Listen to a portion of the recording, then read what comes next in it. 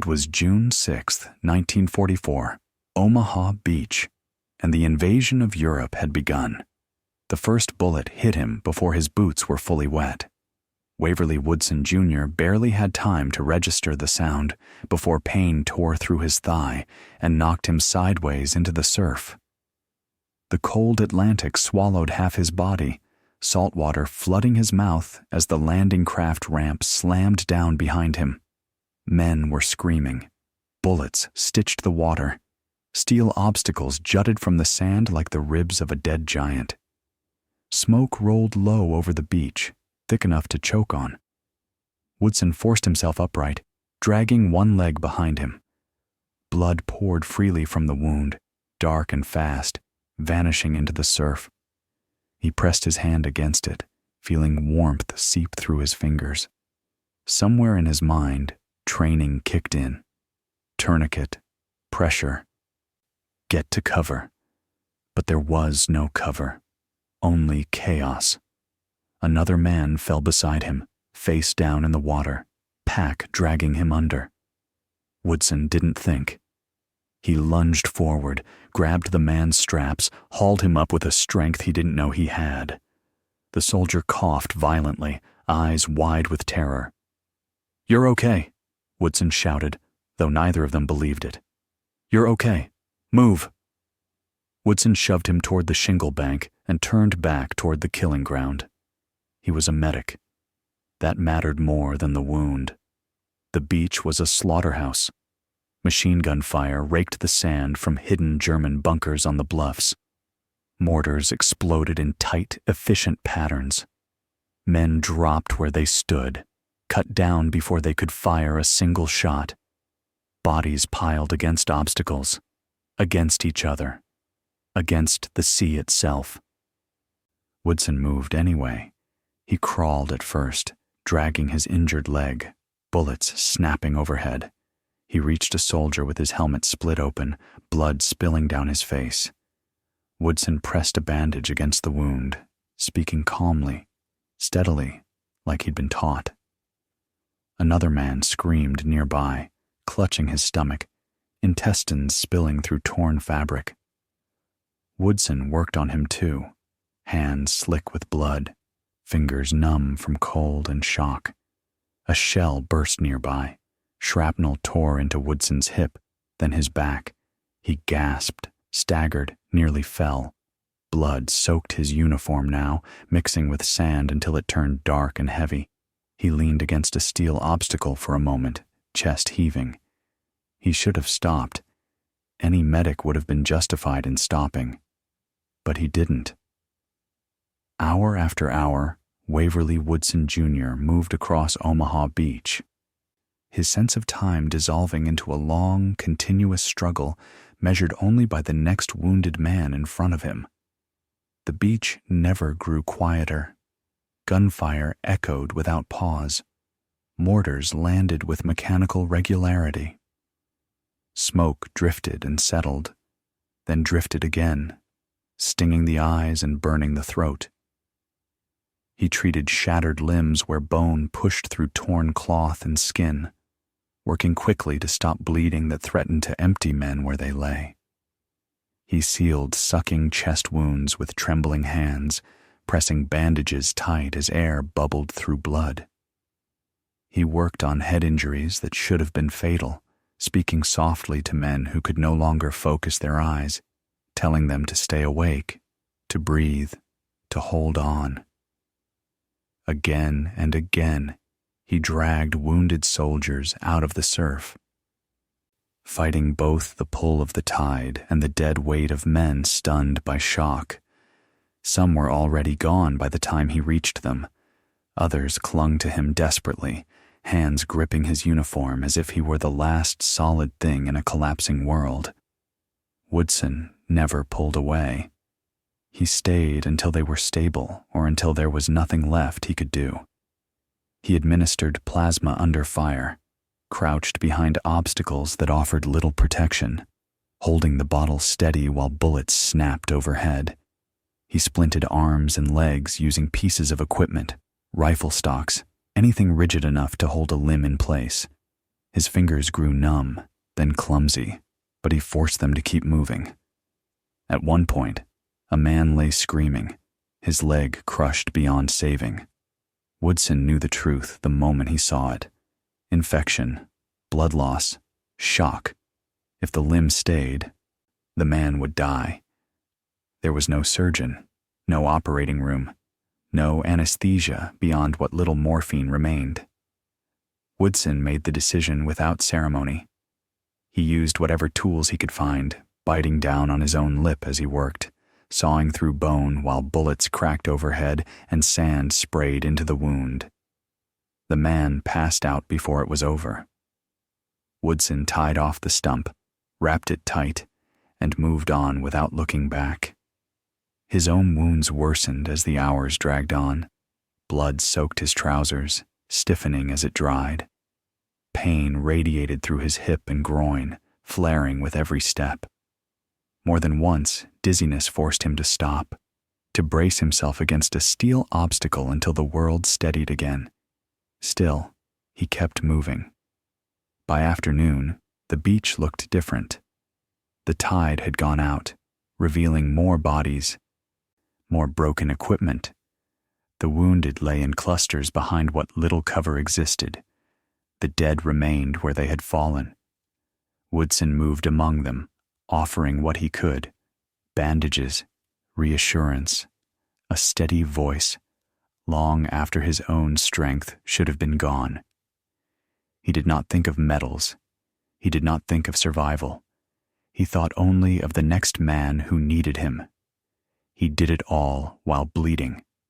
At some point, a sniper's bullet ripped through his groin. The pain was blinding.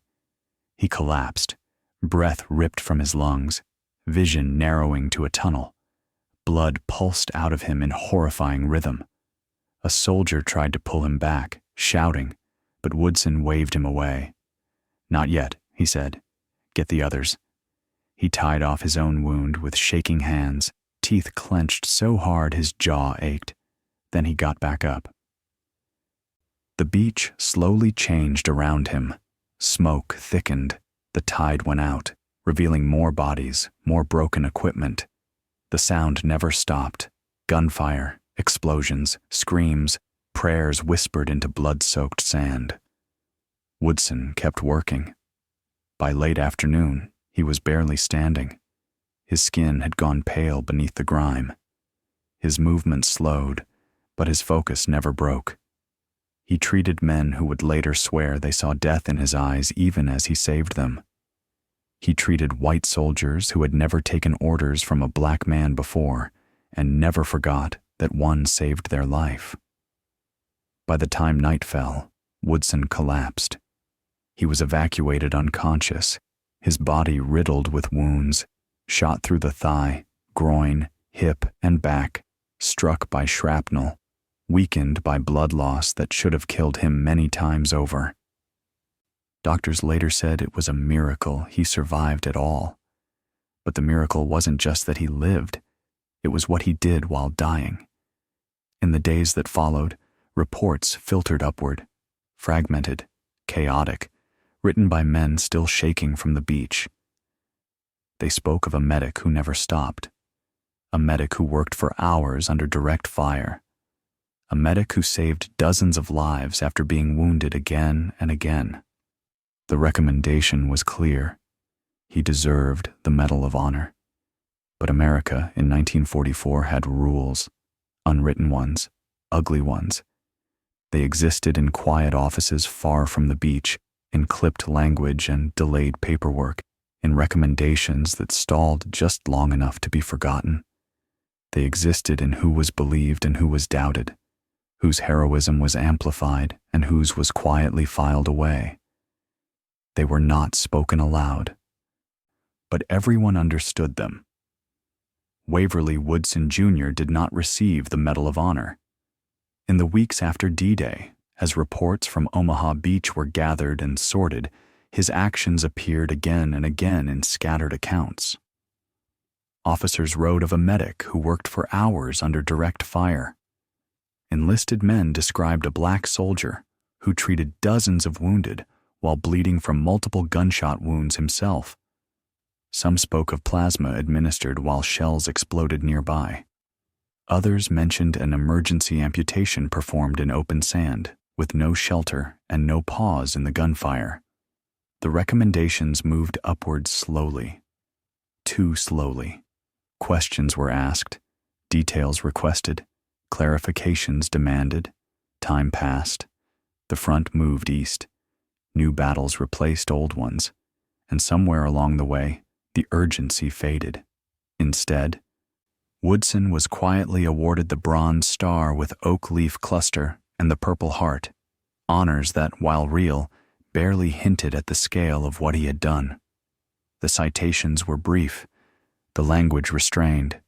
There was no ceremony that matched the beach, no recognition that captured the reality of a man who should not have survived, let alone saved so many others.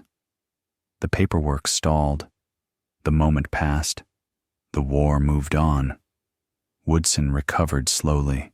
His wounds healed unevenly, leaving scars that tightened and ached in cold weather. Some injuries never fully resolved. Pain followed him into ordinary moments, when he stood too long, when the weather turned damp, when sleep came too easily and carried him back to the sound of waves and gunfire. He returned home changed, like so many who had landed on that beach. He did not speak often about Omaha. When he did, it was without drama. He did not describe himself. He described others, the wounded men, the chaos, the sheer number of lives hanging by threads thinner than bandages.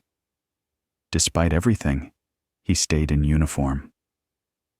When war came again in Korea, Woodson served once more as a medic.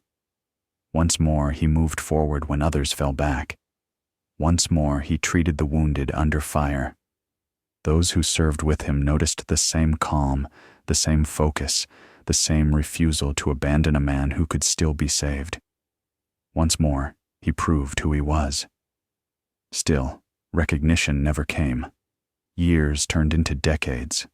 The men he saved grew older. Some built families. Some carried lifelong injuries. Some never forgot the medic on Omaha Beach who worked until he collapsed, who spoke gently while hands shook, who kept moving when reason said he should lie down. A few spoke of him. A few wrote letters. Most assumed someone else had already told the story. Historians eventually began piecing it together, not from one neat report, but from fragments. After-action summaries, personal testimonies, medical logs, accounts that, when placed side by side, formed a picture too consistent to ignore. They confirmed what those soldiers had always known. On D-Day, on the bloodiest stretch of Omaha Beach, a black medic had performed one of the most extraordinary acts of battlefield medicine in American history. Not in minutes, but over hours. Not untouched, but while wounded repeatedly. Not behind lines, but exposed on open sand. And almost no one knew his name. There were later efforts to correct the record. Renewed calls for the Medal of Honor. Reviews of historical bias. Official acknowledgments that the process itself had failed men like Woodson. But time is a stubborn thing. Some moments cannot be restored once they are missed.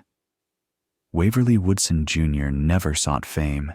He never demanded medals. He lived quietly, working, raising a family, carrying the weight of that beach inside him. He did not speak of injustice. He did not express anger.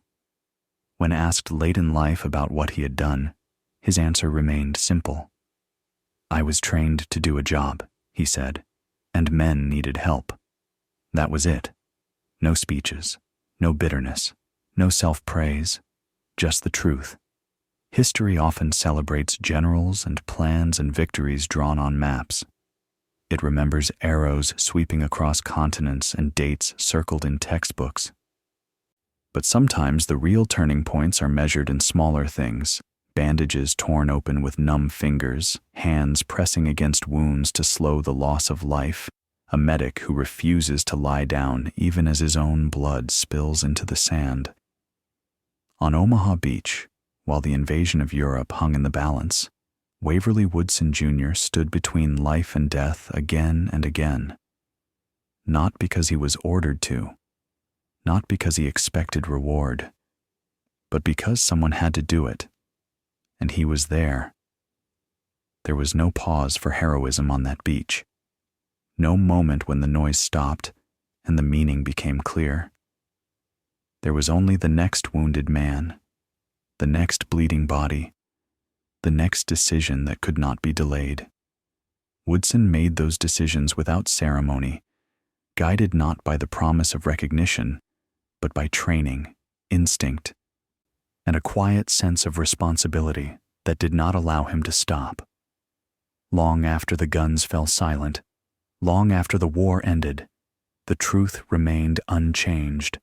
When everything around him collapsed, when the rules said he should have been invisible, when his own body was failing, he stayed on his feet.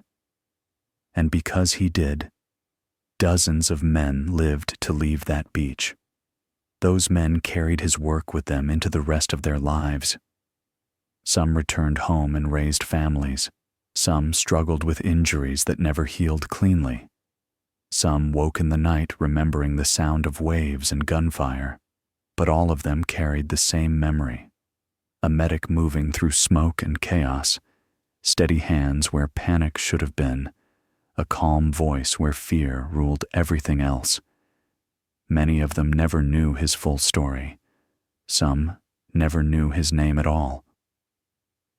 But they knew what he had done because they were alive to know it. History does not always reward the people who earn it most.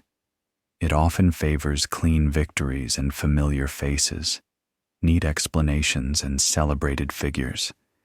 It leaves little room for those whose courage did not fit the story the country was ready to tell. Waverly Woodson Jr.'s heroism did not come with spectacle. It came with exhaustion, blood loss, and a refusal to stop when stopping would have been understandable. In the years after the war, Woodson lived quietly. He did not build his identity around what happened on Omaha Beach. He did not speak often of it, and when he did, he spoke plainly. He described the wounded. He described the confusion. He described doing what he was trained to do because men needed help. Nothing more. That restraint, that refusal to claim more than his share of the story, is part of why his name faded. The men who survived went on to live ordinary lives, and the world moved forward without ever fully acknowledging who had held it together for them on one terrible day. Yet time has a way of uncovering what was buried. As records were re-examined and voices finally listened to, the picture became impossible to ignore. On D-Day, under conditions few could endure, a Black American medic performed one of the most sustained acts of battlefield care in the entire war, while wounded himself, under direct fire, and without relief. The facts remained, whether or not they were honored properly at the time. And facts, unlike recognition, do not fade. Waverly Woodson Jr.'s story forces an uncomfortable truth into the open. Bravery does not depend on permission, and heroism does not require acknowledgement to be real. It exists in the moment it is lived, not in the medals that may or may not follow. On Omaha Beach, amid the dead and dying, a man the system did not expect to be extraordinary proved that courage is not selective. It does not wait for fairness. It does not ask whether it will be remembered. It simply acts. That is the part of history that cannot be taken away. If war is remembered only for the battles it wins, then we miss the people who made survival possible.